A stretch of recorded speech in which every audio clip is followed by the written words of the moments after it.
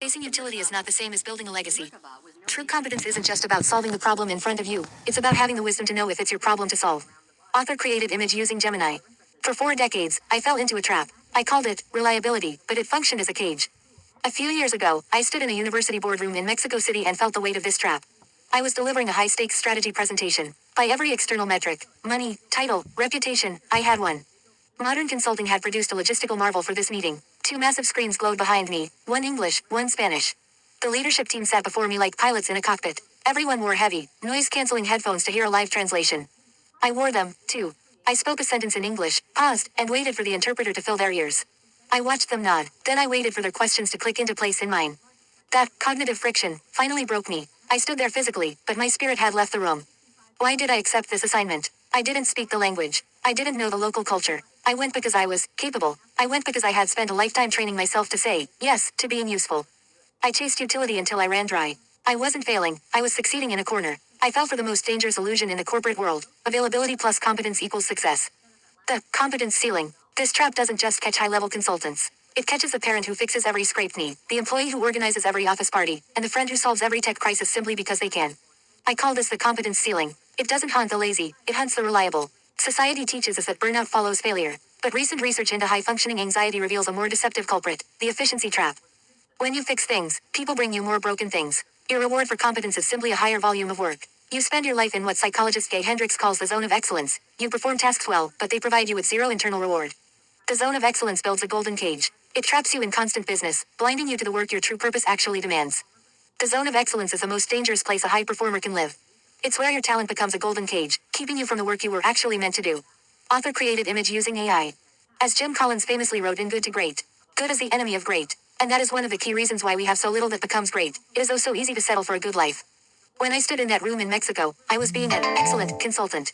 I was efficient, professional, and reliable, but I was merely performing a transaction, trading my life force for a checkmark. This is exactly why so many successful people feel empty. They are climbing a mountain of excellence instead of genius. The biology of forced focus. Doing things you're just good at drains your soul because it fights your biology. Neuroscience reveals that the locus coeruleus norepinephrine (LCNA) system regulates your focus. When you work in your zone of excellence, forcing yourself to care about tasks that don't align with your strengths, you increase your cognitive load. You are burning biological fuel to stay interested. Conversely, when you align your work with your zone of purpose, you enter a state of flow. In flow, your productivity skyrockets by up to 500%, yet your brain's inner critic actually shuts off. You don't force focus, your interest pulls you forward. By saying yes to Mexico City, I didn't just lose time. I surrendered my opportunity for effortless impact. Capacity is not a virtue if it leads to delusion. But I have responsibilities. I hear this from my coaching clients every day. Gary, I have a boss, 3 kids, and a mortgage. I can't just stop being useful. I agree, you cannot always control your circumstances, but you can always control your consent. The ancient Stoics taught us to align with physis, our true nature. Even if you cannot change your job today, you must change how you spend your yes. Seneca warned us 2,000 years ago, it is not that we have a short time to live, but that we waste much of it. Wasting time doesn't look like laziness, it seems like volunteering for someone else's priorities. To reclaim your capable years, move from utility being a tool to contribution offering your unique genius. Use these 3 steps to start the shift. Perform an energy audit. Review your energy use for the past 7 days. Mark tasks red if they drained you, even if you did them perfectly. Mark tasks green if you lost track of time while doing them. Vow today, I will stop volunteering for red tasks.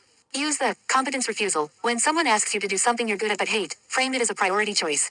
Stop saying, I can squeeze that in. Start saying, I could do that, but it would prevent me from delivering my highest value on Project X. Who else can we empower to take this on? Build your mental firewall. The world wants to steal your attention to put out its fires. Build a firewall against the useful to protect the essential. If you don't define your contribution, others will define it for you, usually at the bottom of their to-do list. The takeaway. Stop treating yourself like a Swiss Army knife. You did not arrive on this planet to function as a bundle of mediocre tools for everyone else's convenience.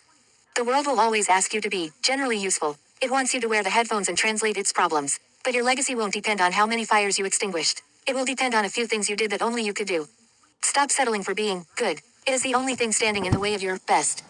Enjoyed this. This is part of my series on the wise effort, applying ancient wisdom to modern work. You might also like the Stoic wisdom I wish I'd learned at 20 inches. The productivity paradox, how I found my North Star by doing absolutely nothing. I write more about stoicism, high performance, and reclaiming your peace at the wise effort. If you're ready to stop being useful and start being essential, join us. About the author. I am a #1 international best-selling author and coach obsessed with helping you live with clarity and purpose.